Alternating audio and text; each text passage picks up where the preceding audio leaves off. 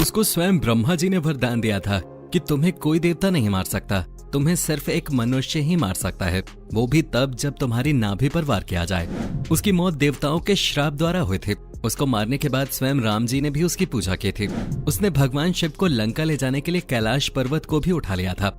दुनिया आज भी उसे एक देवता की तरह पूजती है। दोस्तों, हम बात कर रहे हैं तीनों लोकों पर राज करने वाले दशानंद रावण के। आज के वीडियो में हम आपको रावण से जुड़ी कुछ ऐसी ही बातें बताएंगे जिनसे आज भी लोग अनजान हैं। दोस्तों, आज रावण को उसके अहंकार और उसकी जिद के लिए याद किया जाता है, लेकिन प्राचीन समय में उसको देवताओं की घोर तपस्या के लिए भी जाना जाता था, जिनके आशीर्वाद से ही रावण तीनों लोकों पर अपना कब्जा कर सका। दोस्तों, रावण की एक खासियत थी कि वो एक से बढ़कर एक शक्तिशाली योद्धाओं को हराकर उनके साम्राज्य को अपनी मुट्ठी में कर लेता था और उनके कमजोर सैनिकों को मारकर उनके शक्तिशाली योद्धाओं को अपने साम्राज्य का गुलाम बनने पर मजबूर कर देता था। ऐसे ही कई जंगों को जीतकर रावण ने अपने साम्राज्यों को बहुत ही शक्तिशाली बना लिया था, लेकिन रावण केवल उसी राजा के साम्राज्य को हथियाता था जिससे उसके साम्राज्य को कोई फायदा हो। जैसे उस साम्राज्य के पास धन दौलत हो, उस साम्राज्य की रानियां व राजकुमारियां सुंदर हों और साथ ही उस साम्राज्य की जमीनें बंजर न हो। अगर इन बातों के खिलाफ जाकर रावण के सैनिक किसी साम्राज्य पर कब्जा करते थे तो रावण उस साम्राज्य को कतई स्वीकार नहीं करता था। इसके अलावा भी रावण के कई रूप थे। वो एक असुर होने के साथ साथ महाज्ञानी पंडित भी था। कई लोग रावण को आज भी एक राक्षस मानते हैं, तो लोगों की एक बड़ी आबादी का ये भी कहना है कि रावण एक ब्राह्मण था, लेकिन सच्चाई में न तो रावण राक्षस था और न ही कोई ब्राह्मण। दरअसल रावण के पिता एक ब्राह्मण थे और रावण की माता कैकसी एक राक्षसनी थी, इसलिए रावण को आज लोग एक ब्रह्म राक्षस कहते हैं। रावण की माता कैकसी ने अशुभ समय में गर्भ को धारण किया था, जिसकी वजह से उसके कोख से रावण और कुंभकर्ण जैसे असुर पैदा हुए थे। आपको बता दें, रावण शिव जी का बहुत बड़ा भक्त था और कहा तो ये भी जाता है कि उस समय पूरी दुनिया में रावण से बड़ा शिव जी का कोई दूसरा भक्त नहीं था। इसलिए रावण ने फैसला किया कि वो शिव जी को लंका में रखेगा, जिसको रखने के लिए रावण ने पूरे के पूरे कैलाश पर्वत को ही उठा लिया था, जिसको देखकर शिव जी को बहुत क्रोध आया और उन्होंने कैलाश पर्वत पर अपना पैर रख दिया, जिसके बाद पर्वत वापस अपने स्थान पे आ गया और रावण का एक हाथ कैलाश पर्वत के नीचे ही दब गया। जिसके बाद रावण दर्द में चिल्लाने की जगह जोर जोर से शिव तांडव करने लगा। इस तांडव को देखकर शिव जी ये सोचने लगे कि इतने दर्द में भी भला कोई शिव तांडव कैसे कर सकता है। रावण के इस दृश्य को देखकर शिव जी ने दशानंद को रावण का नाम दिया, जिसका अर्थ होता है जोर जोर से दहाड़ना। दोस्तों, प्राचीन ग्रंथों में बताया जाता है कि रावण ने लंका को अपने सौतेले भाई कुबेर से बलपूर्वक हथियाया था और कुबेर के बाद जैसे ही रावण ने लंका पर शासन किया तो वहां के लोगों ने भी कुबेर से ज्यादा रावण के शासनकाल को पसंद किया। कई लोग तो रावण को आज भी श्रीलंका में भगवान की तरह पूजते हैं।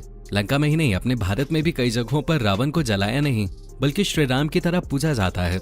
उन्हीं में से एक कानपुर में स्थित कैलाश मंदिर भी है, जो सिर्फ दशहरे के दिन ही खुलता है और जैसे ही रावण को जलाया जाता है उससे पहले ही इस मंदिर को बंद कर दिया जाता है और फिर इसे अगले दशहरे पे ही खोला जाता है।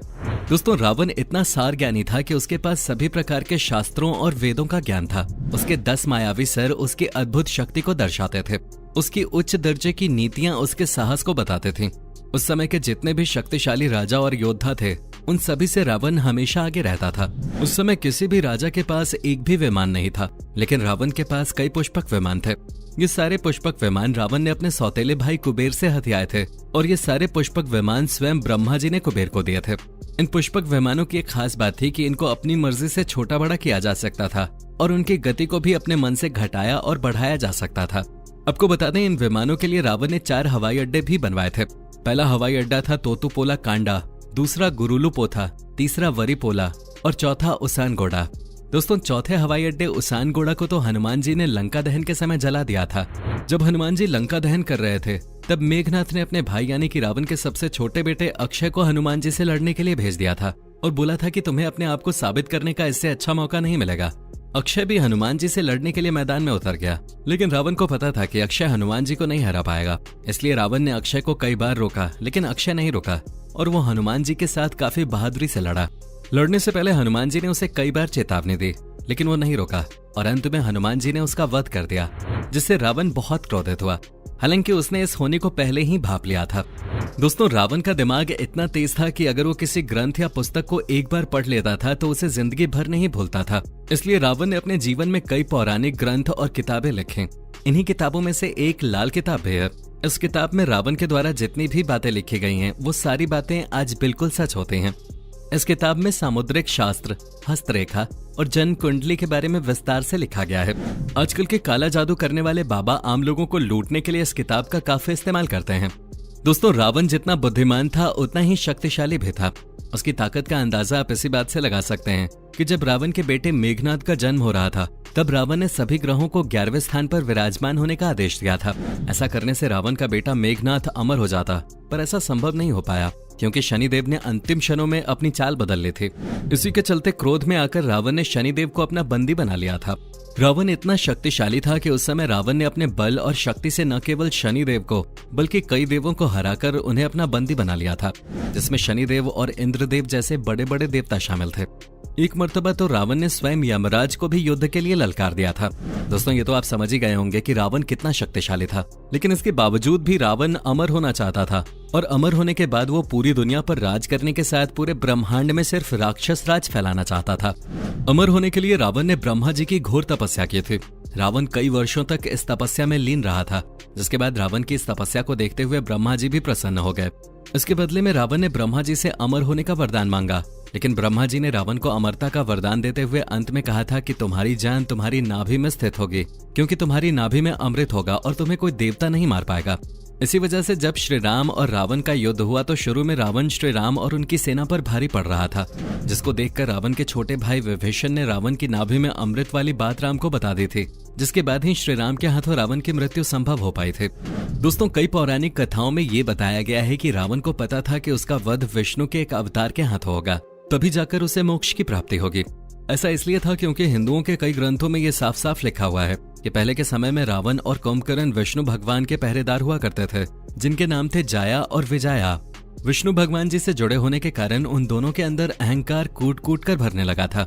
एक दिन कुछ ऋषि विष्णु जी से मिलने आए और इन दोनों ने उन ऋषियों को डराकर भगा दिया। ये देखकर उन ऋषियों को बहुत क्रोध आया और उन ऋषियों ने श्राप देते हुए कहा कि अब तुम विष्णु जी से जुड़े नहीं रहोगे। ऐसा देख वो दोनों ऋषियों से माफी मांगने लगे। फिर अंत में ऋषियों ने कहा कि तुम दोनों अगले जन्म में विष्णु के अवतार के दुश्मन बनोगे।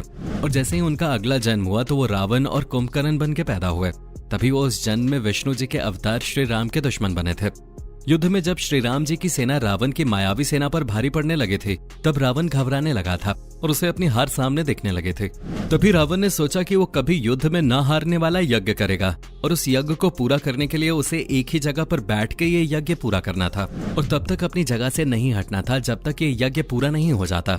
ये सब जानकर रावण ने अपना यज्ञ शुरू कर दिया और इस यज्ञ के बारे में जैसे ही श्री राम को पता चला तो श्री राम ने उस यज्ञ को भंग करने के लिए अपनी वानर सेना भेजी, लेकिन राम जी की वानर सेना भी रावण को अपने यज्ञ से नहीं हटा पाई। ऐसा देख बालीपुत्र अंगद ने रावण की पत्नी मंदोदरी को बंदी बना लिया, लेकिन इसके बाद भी रावण उस यज्ञ से टस से मस नहीं हुआ। फिर मंदोदरी ने रावण से कहा कि राम अपनी पत्नी सीता को बचाने के लिए इतना बड़ा युद्ध लड़ रहे हैं और आप अपनी पत्नी को बचाने के लिए अपनी जगह से हिल भी नहीं सकते। ये सुनकर रावण उस यज्ञ से उठ गया जिस यज्ञ से वो न केवल श्री राम को बल्कि हनुमान, अंगद और किष्किंधा से आई सुग्रीव की पूरी सेना को पराजित कर देता। लेकिन ऐसा संभव नहीं हो पाया और युद्ध के अंत में रावण और रावण का पूरा साम्राज्य श्री राम के हाथों खत्म हो गया और श्री राम ने इस युद्ध में विजय पाई। तो दोस्तों, ये है रावण से जुड़ी कुछ वो बातें जिनको जानने की रुचि आज भी कई लोगों के दिलों में है।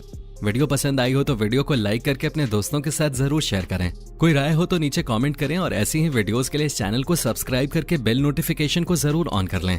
धन्यवाद।